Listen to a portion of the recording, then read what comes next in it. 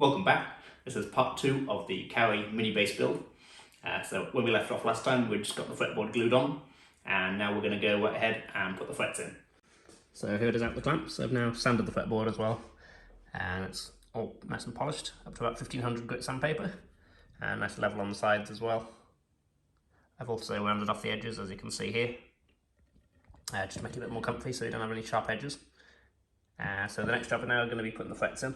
I've already cleared out the slots and I've put a tiny bit of a bevel on the top of them as well. You can see it's not hard to describe, but it's a little wider bit at the top basically. You can just about see it there.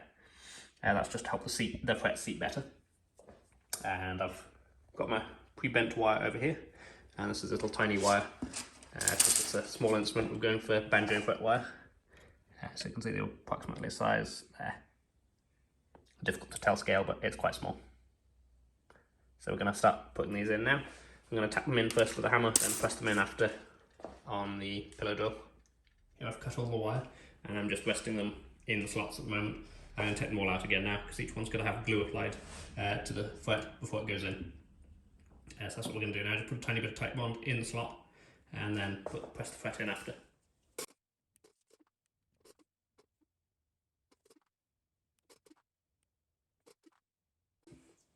So I'm just using a skewer here, cocktail stick, anything like that works, and then just dropping a little bit down the slot.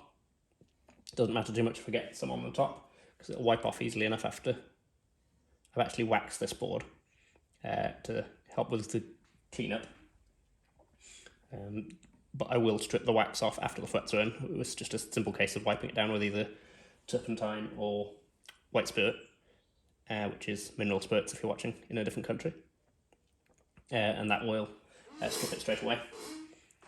But the idea behind the glue is that it will fill any tiny voids underneath the fret and stick to the slot itself rather than the metal of the fret, because type 1 doesn't actually stick to frets that well, but it does stick to wood, so that's the idea. It fills in the voids underneath. You could also use a super glue, but it's just a bit more difficult to deal with. You don't have such a long open time, and it's messy. So I normally use type 1, and I normally do about 3 or 4 frets at a time, so I'll get to this next one then, and then I'll start inserting the frets and then do the next 4 with the glue and carry on like that.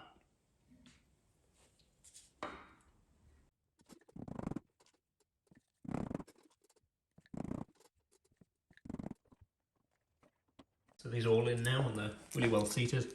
This is a 1/1000th inch of a feeler gauge, and you can see it's not going anywhere under at all. Like for gaps, this would slide under there.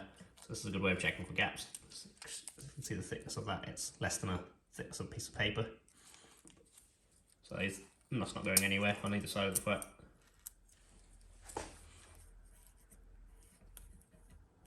So these are all well seated. So it's been a little while since I've put these in. So now I'm going to trim them. The glue will be set, so I can cut the frets back now.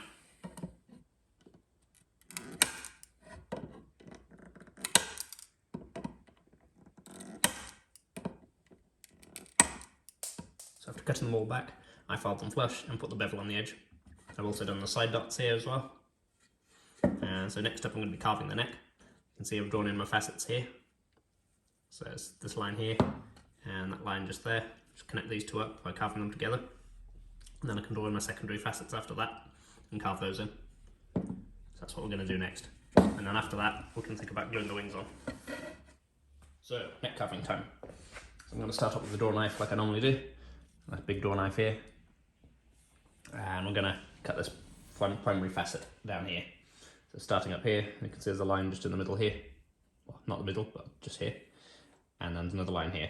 So we've got to carve a flat between those two lines.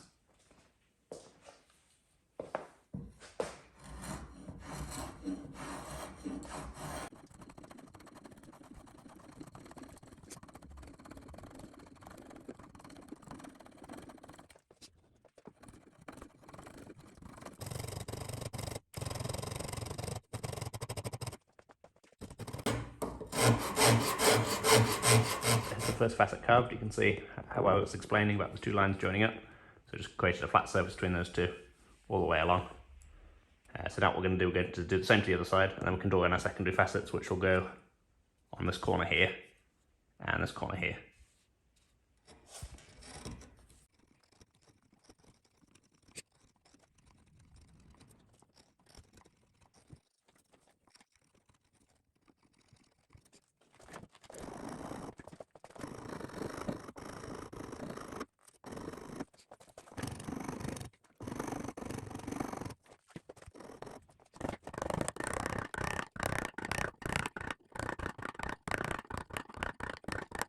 So now I've carved in all the facets and I'm left with these little kind of sharp bits on the top where the facets end. They're basically on the pencil lines.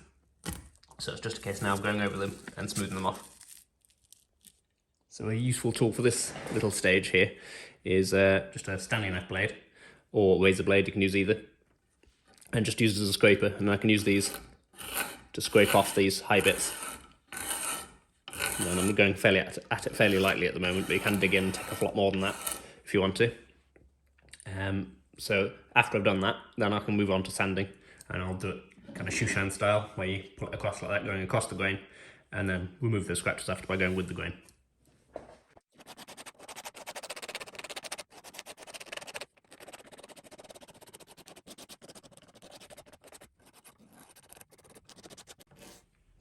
So now we're going to move on to the rough sanding. So I've got a long strip of 80 grit here, and I'm just going to pull it around the neck like this. And as it goes round, I'll knock off any of these little high bits. You can see even just in those couple of passes it's starting to make this more round. So once that's done, then we can sand with the grain to remove all the scratches we've just created. It might seem bad creating these cross grain scratches, but there's still a lot of sanding to go, so it doesn't really matter.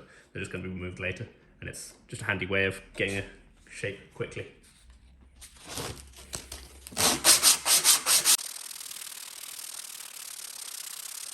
Now we're all carved and sand up to 80 grit.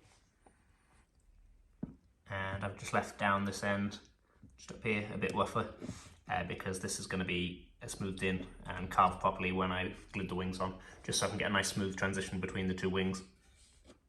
But the idea of carving most of the neck now is to get all the bits you can done without the body wings in the way. So all the frets and everything that would have been before, if we glued the wings on before, that would have been annoying, they'd been in the way. So it's much easier to do the majority of the work on the neck before the wings are glued on.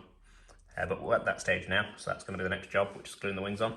I'm going to do indexing pins for this, so these are going to keep the wings in place as the glue sets and ensure everything lines up perfectly. I'll talk through them just now. So this is my preferred way of building a neck fur, which is when you do most of the work on the neck first and then put the wings on fairly late on in the process, like we're about to do now. To do that and make sure everything lines up, I use these indexing pins here. So these are drilled down into the neck about 10mm, and they're perfectly square, drilled on the pillar drill. So they don't want to be off in any direction, because they can pull the wing off into a certain direction, which you don't want. So they have to be straight and square. So these go down about 10mm, and they stick also about 10mm up, which is important that they're both the same as well. And then in between that, I've got this piece of black veneer to give a nice accent. And the holes have obviously been transferred onto this as well. So that'll go like that, and then the wing, which also has the transferred holes, will go on top of that. I prefer to glue one wing at a time, just because it gives me this nice flat surface to clamp from on one of the wings. So I'm gluing the treble side first because it's a nice long flat surface. I'll put a piece of MDF or something like that in between to make sure the clamps don't dent this joint here. And I'll use a caul on this side, which is actually the offcut of the body, to make sure everything's pulled in tight. And I get even pressure across the whole joint. So I prefer doing it this way, just so the neck's not constantly in the way, or the wings aren't in the way when you're working on different parts of it. So if you're working on the wings, the neck can be in the way, and if you're working on the neck, the wings can be in the way. But now with the majority of the work on the neck now done, I can glue these on.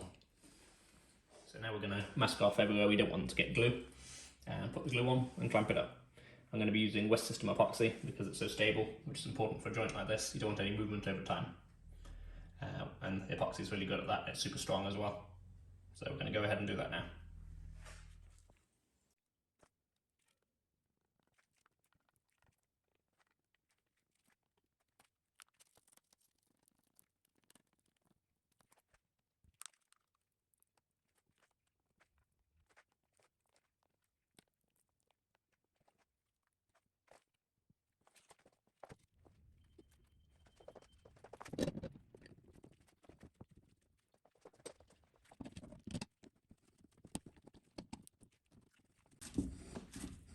So I repeated the same process on the base side and glued that on.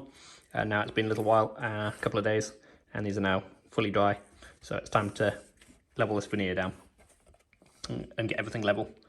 It's very close already, but it's obviously this veneer isn't. So first I'm going to just start with a chisel, just gradually paring this down to the top, and then I'll follow up with sanding.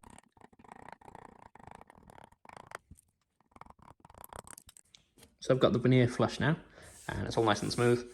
Done some rough sanding to about 80 grit, and I've also sanded around the edges where the veneer was poking out the edges. So everything's nice and level now. And I'm going to go on, well I have just gone on to writing for the pickup. You can see I've just drilled with the Forstner bit to start it off. And this is the template we're going to use. This is a EMG sized pickup, but it's not actually an EMG, it's Kent Armstrong hand wound to sound just like a P-bass, except in a soap bar casing, because we don't really like the look of the P-bass pickup. So that's what we're going to do. Now we're just going to attach this with double-sided tape and route for the pickup. So now I've routed as deep as I can get with this bit here. This is quite a short bit, so only about 10 millimeters. And so now what I'm going to do next is change the bit to a longer bit to be able to get to the bottom of the cavity. And then after that, I'm going to cut the very corners of the cavity with this little bit here, which is good at getting into this tight radius here. It's only got a very small bearing on. It's made by Armana. So this can get into the sides here to save having to chisel them out or anything like that. So here's the finished route. I should mention the reason I start off with that short cutter here is just so I can limit my cut around the edge. Because if I started off with a long cutter like this, which is the one I did the rest of the route with, you can see the minimum depth of cut I can get out of that is most of the cutter length still. It's probably about 20 millimeters. So if I tried to cut the full depth of 20 millimeters around these edges, there's a possibility I could get tear out going out one of the sides, which would be really bad, especially as this wood is likely to do that. It's quite prone to tear out. So to avoid that, I use this one first and do a very shallow pass, about 2 millimeters, something like that, around the edge. And then once the edge is cut away, it obviously can't tear out at that point. So then I can cut just a bit deeper with this one before switching off to the main bit. And then this will cut right down to the bottom. And then, as I mentioned, I followed up with the very fine cutter to cut these corners. So we can move on to the next job now. So before we move on, I thought I'd just show you how tight I like the pickup to be. Some people will actually overdo this because they don't want any gap at all. But then what you can end up with is a pickup that you can't adjust because it'll get stuck in there. Over time, this wood can actually tighten up on the pickup because it'll contract as it dries. And then you can end up with the pickup getting stuck in there. So I'll just put this in upside down at the moment just because the wires are in the way. But you should be able to see roughly how much gap I like around the edge. It's approximately 1 millimeter on every side. So that should be enough to allow for any movement in the wood and also allow me to get the copper foil in there. So now I've come to mount my bridges. These little individual bridges can be a bit of a pain because you've got to be super accurate with them. You don't want even a tiny bit of a millimeter off, otherwise you'll have uneven string spacing, which nobody wants. So on this base I want 16.5 string spacing, 16.5 millimeter because it's a smaller base. Normally you'd want 19 on a standard base. That's the most common one anyway.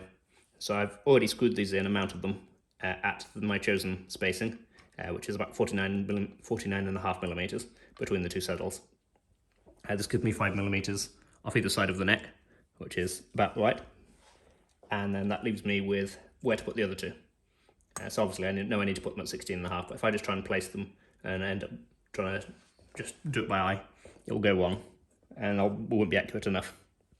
So what the answer is to use appropriately sized shims in between. You'll have to experiment to find the right size shim for your string spacing. For me, 1.5 was a bit too small and 2 was too much. So what these are is 1.6 millimeter, which is 1/16 imperial measurement, American. And these are wrapped in a single layer of masking tape. And that single layer of masking tape demonstrates how accurate you need to be, because that single layer of masking tape on each drill bit, because I've got 3 of these to go in between each string, makes a difference basically. Without the masking tape, they're too loose.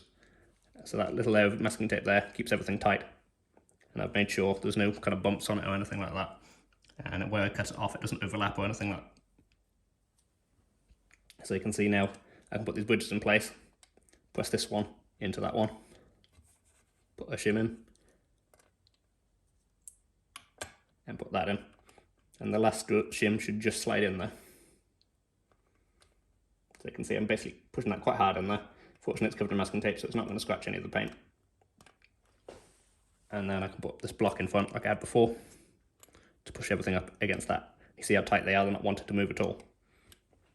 And that's how you do it. So now it's just a case of marking these holes and then drilling them. Obviously you've got to be just as accurate when you come to drilling them also. So keep everything in place as you do it. That's what I do. And then they can't move.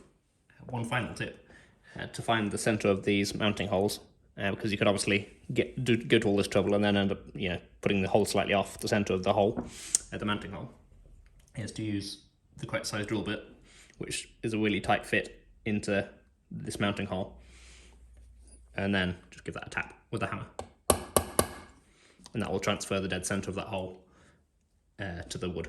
So I've just drilled for the controls. So this is going to be the volume, which is a push-pull for active-passive, and then the other one is a stacked bass and treble, which is why it's a bigger hole.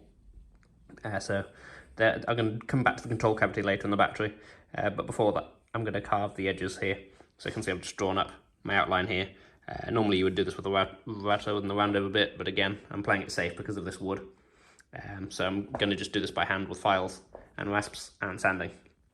And then I'll obviously get to this bit as well, which I'll use chisels on to cut this kind of semicircle out here. But same on the front, I've copied the roundover onto that as well.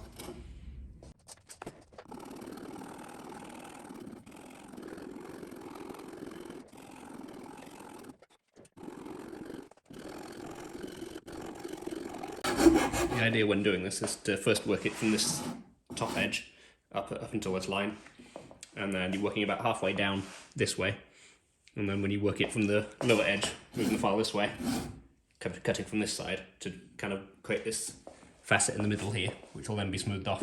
So you're cutting from this way and cutting from that way to create like a point like that, and then that point gets rounded off. And that's how to do a roundover by hand. Here's a closer look at what we've been doing. So you can see I shaped this edge first, and then shaped from this edge, creating like a point in the middle, as you should be able to see there. And then we just smooth this off with either another file or sanding.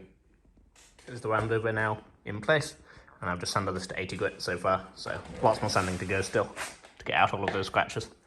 And I've got up here to still carve, which I'm going to do next, right after I drill for the jack.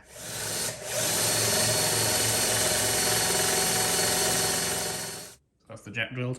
I like to do the jack before the control cavity, when I remember to anyway, just because if you end up blowing it out the other side otherwise, so as you pushing on hard on the drill, you can end up shooting through and then making a mess in the inside control cavity. But the other important thing is to do it after the roundover. On this case it wouldn't have mattered because I did the roundover by hand, but if you're using a router with the bearing guided bit, you'll end up going round with the bearing, and then it'll drop down this hole and make a big mess. So I always do it afterwards by habit anyway, even though I did it by hand this time. And I just used a 22mm Forstner bit, which is quite a good quality one. It's nice and serrated and it cuts cleanly. Now we're moving on to the control cavity. I'd probably normally done this by this point normally, but we've been trying to sort out whether or not we're going to have a battery box or not, or whether or not the battery's going to go inside the cavity with the customer of the space. And we're going to put the battery in the cavity after all, just because it's going to look a bit neater. The battery box itself will look a bit too big for the body, so it's kind of like out of proportion. So it's going to it would have a big massive battery box and then a tiny body, so it wouldn't have really worked.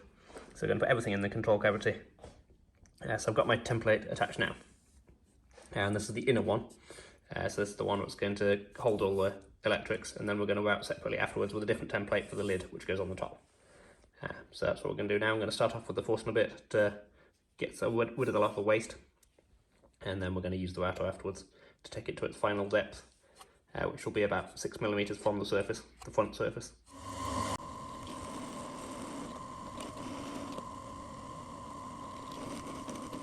So here it is after all that waste being removed. Obviously it's rough at the moment, but we're going to clean it up now with the router. So we're going to use the short bit, just like we did the pickup. First, to get to this edge, just cut the edge at a very shallow pass, then use the longer bits to get further down. This isn't final thickness yet, so all these little holes in the bottom will be removed as well. So here it is routed. There's just a bit of leftover glue here from the tape, but that's going to be removed when I wrap for the lid, which is the next job. You can see the outline of where that's going to go just here. And then after we've done that, we can move on to the carving of this area here. So this is the template for the lid now. and I'm going to be routing only about 2mm down because it's just a piece of black anodized aluminium. This is going to be. So it's actually about 1.5mm thick, but I want to allow a little bit extra because it's much better to have it a bit deeper than a bit too shallow, otherwise it'll be sticking out. And also it'll probably be completely flush by the end because there's still some sanding to go on this, and there's also the shielding which will overlap onto the top edge here as well. So I've allowed myself 0.5mm basically. So we're going to cut that now. So now I've cut the lid as well, so we're going to be moving on to the carving, but before that I've got to sharpen these chisels just to make sure they're nice and razor sharp to make the job go nice and smoothly. So these are all nice and sharp now. If I can get the camera to focus here, you should be able to see that these are actually sharp enough to cut the hair off my arm. Look, bald spot there now. And if we'll focus on there, see a lot of hair on it. So they need to be this sharp just to cut cleanly through it. Yeah, so now we're going to get started.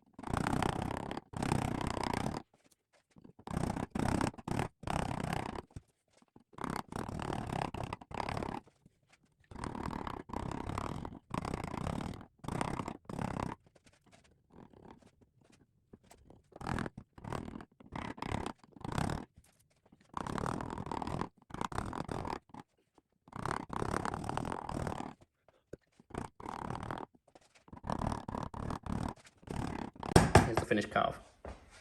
It's come out really nicely and it's got some nice patterns in the wood down here and also on this side as well.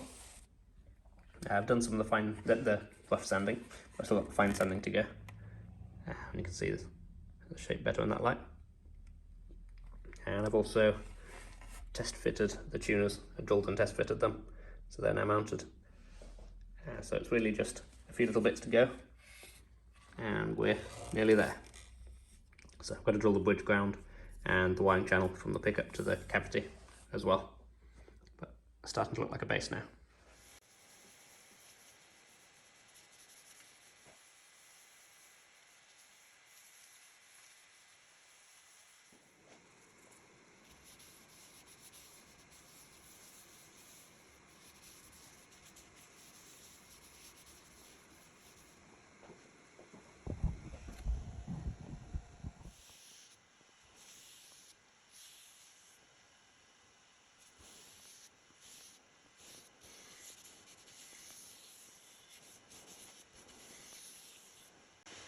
So I've just finished applying the last coat of oil and it's had about 8 coats. The last couple were sanded with the oil on, so I sanded with 1500 grit paper just to get a nice super smooth finish. I'll sometimes go a bit higher than that, but 1500 seemed like a nice point to stop on this one. I had the right level of sheen for it. So the oil's still a bit wet on the body on this, so you can see the few little shiny spots, which will be rubbed off as it dries. But next up we'll be assembling it very soon when it's had a little time to dry and harden, and then it'll be ready to start playing. It's been a couple of weeks now and the oil is nice and dry, so I've just made up a back cavity for this cavity lid. This is anodized aluminium and this is held in place with 3 bolts which go into brass threaded inserts underneath. I've used threaded inserts on this one just because this wood is not particularly hard and I'm worried how it will hold the thread over time, because this lid is going to have to be taken on and off multiple times to change the battery in the course of its life. So we don't want to get any stripped holes. So that's why we've gone for the brass threaded inserts. I will do a video on that at some point, but I didn't want to waste the space on this video filming that because it takes a bit of a while. So next up now we'll be assembling the base. I haven't actually got the controls in here yet. I've just have this attached on the back just to show the fit of it, which has come out nicely. It's about what you want. You want a tiny little gap around the edge, as you can see here, just so it can come out, and not so tight that it's difficult to remove. And also allows for expansion of the wood and contraction. So next we'll be putting all the parts in, as I said, but before that we're going to do the copper foiling here and in the control cavity, and also we'll be levelling the frets as well. Because I haven't done that yet, I always like to leave the levelling of the frets right till as late in the build as I can. So I've got the frets done now, you can see they're nice and shiny, and they're all level now. So next up we're going on to the copper foiling, and then we can start putting the hardware on. So I've got the copper foil in place now, and you can see there's a little cable here which runs underneath the foil here and connects to the control cavity. So that's how we link the two together, and then from there it'll go to the jack ground.